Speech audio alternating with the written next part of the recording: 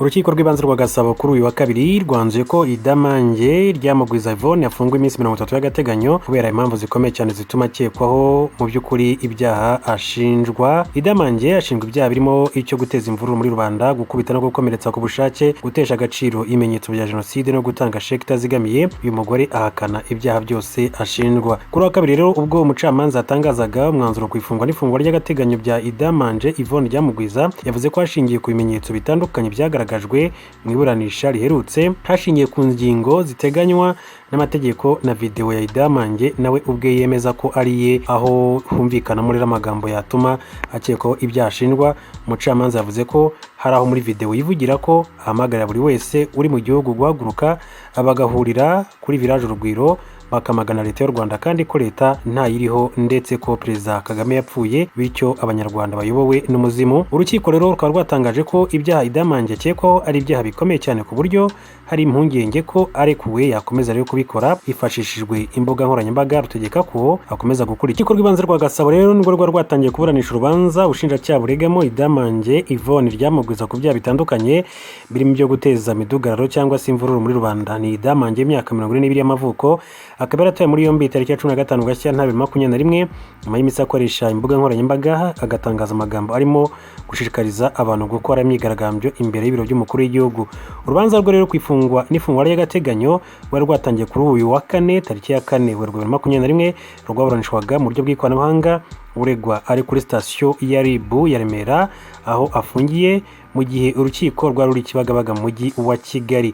Icyo gihe rero mu rubanza rwe bwa mbere mu cyumba cy'iburanisha hari harimo abanyamakuru ndetse n'abandi bantu bake bo mu nzego zishinzwe uburenganzira bwa muntu, mu gihe ku rundi ruhande Idamange yari kumwe n'umwunganizi we mu cyumba cya RIB giherereye i Remera kuri sitasiyo ya polisi hari i Remera. Hakaba rero hariho n'ishami rya RIB birumvikana.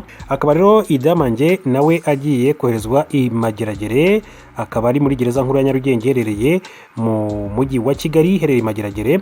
Akaba nayo mu by'ukuri asanzeyo abandi bantu bakomeye cyane batandukanye, barimo na Rusesabagina nawe uheruka mu rukiko, barimo Nkubira Freddy, ni benshi cyane abantu batandukanye bariyo.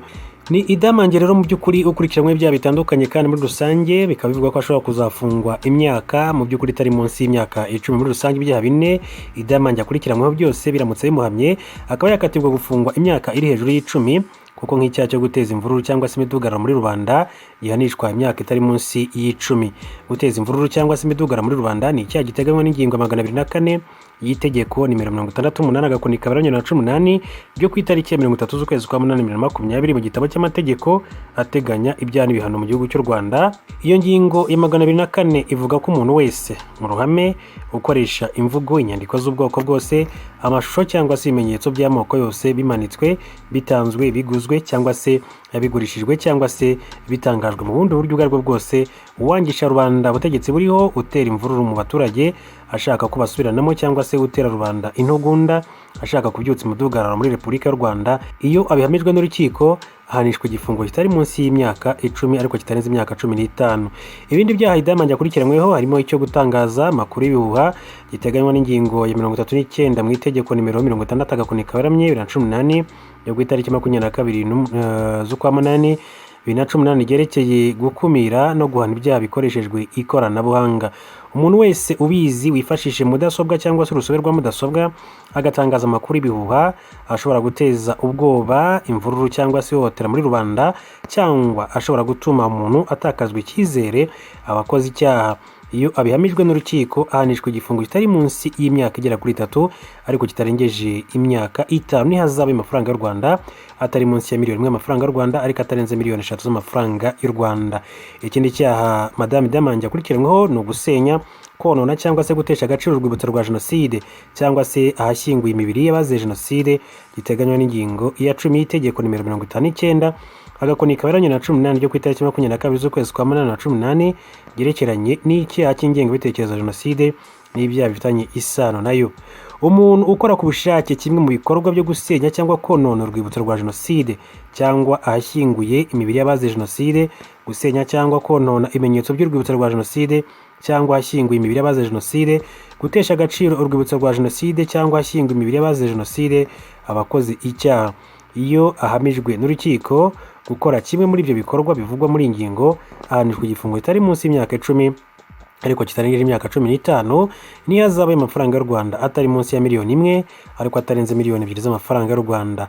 Uyu mugore anakurikiranyweho kandi gukubita cyangwa gukomeretsa ku bushake icyaha giteganywa kandi kigahanishwa n'ingingo y'Ijana y'itegeko nimero 68 agakoni ka 2018 yo ku itariki ya 30 z'ukwezi kwa 8 2018 itegeko riteganya ibyaha n'ibihano muri rusange.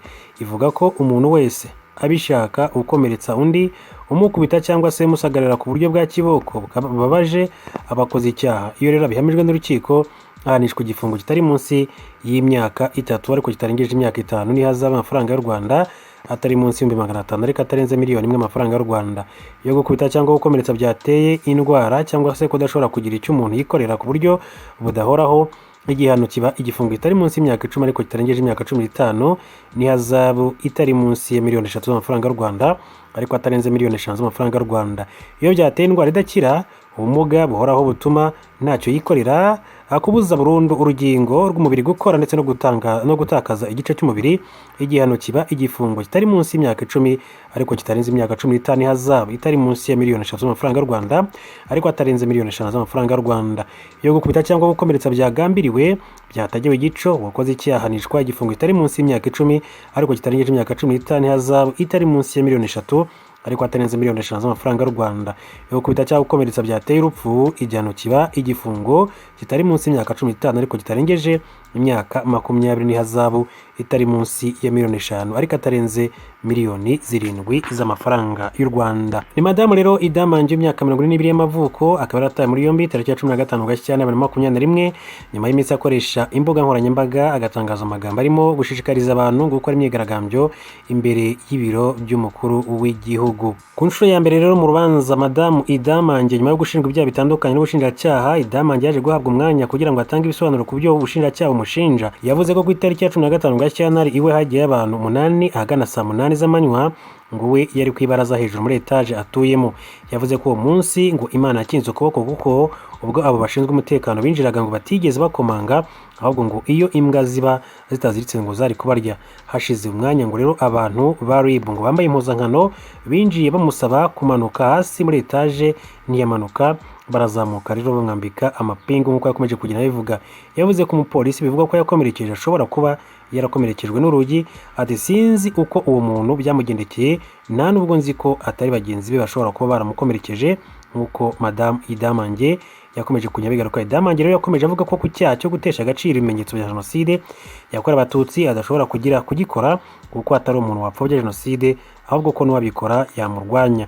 Naho ku cyaha cyo gutambamira imirimo y'igihugu ngo ibyo yavugiraga abanyarwanda kuko yumvaga akunze abanyarwanda, ngo ntabwo yigeze atesha agaciro coronavirus, ahubwo ngo icyo yakoraga yasabaga abantu kuyirinda bubahiriza amabwiriza kandi yabikoraga ashingiye ku byo amategeko amwemerera. Ku cyaha cyo gutanga sheke itazigamiye yavuze ko gitabaye kuko iyo sheke yayitanze, ati mu by'ukuri Nsabimana abizi neza ko kandi nta mafaranga ari kuri konti.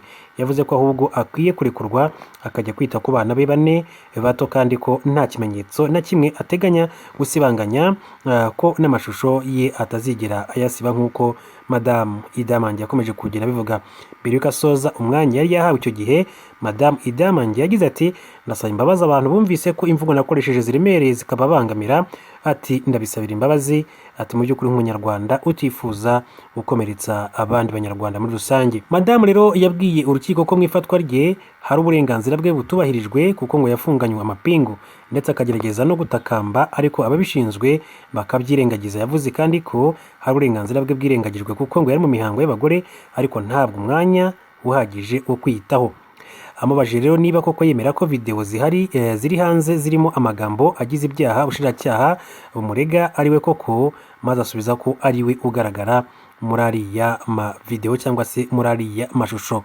Umushinjacyaha kandi yahawe umwanya avuga ko ubwo Idamange yajyaga gutabwa muri yombi yanze gukingura kandi ko abagenzacyaha bafite uburenganzira bwo kwinjira ku ngufu, ari nabyo byabaye iyo yemera agakingura batari kwinjira ku ngufu kandi ko yari ahagaze hejuru kuri etage abareba akabihorera. Bwavuze ko ubwo abagenzacyaha bajyaga kumuta muri yombi ngo bari babisabiye uburenganzira nk'uko byari byakomeje kugenda bitangazwa muri rusange. Icyo gihe rero umucamanza yarasoje iburanisha ku ifungwa n'ifungwa ry'agateganyo yanzura ko icyemezo kizafatwa ku wa kabiri ku itariki ya 9 Werurwe 2021 ku isaha y'isa 10 akaba rero amaze gufatwa icyemezo cy'uko agomba gufungwa iminsi 30 akaba agomba guhita yoherezwa rero i Mageragere muri gereza nkuru ya Nyarugenge iherereye mu murenge wa Mageragere ni mu mujyi wa Kigali.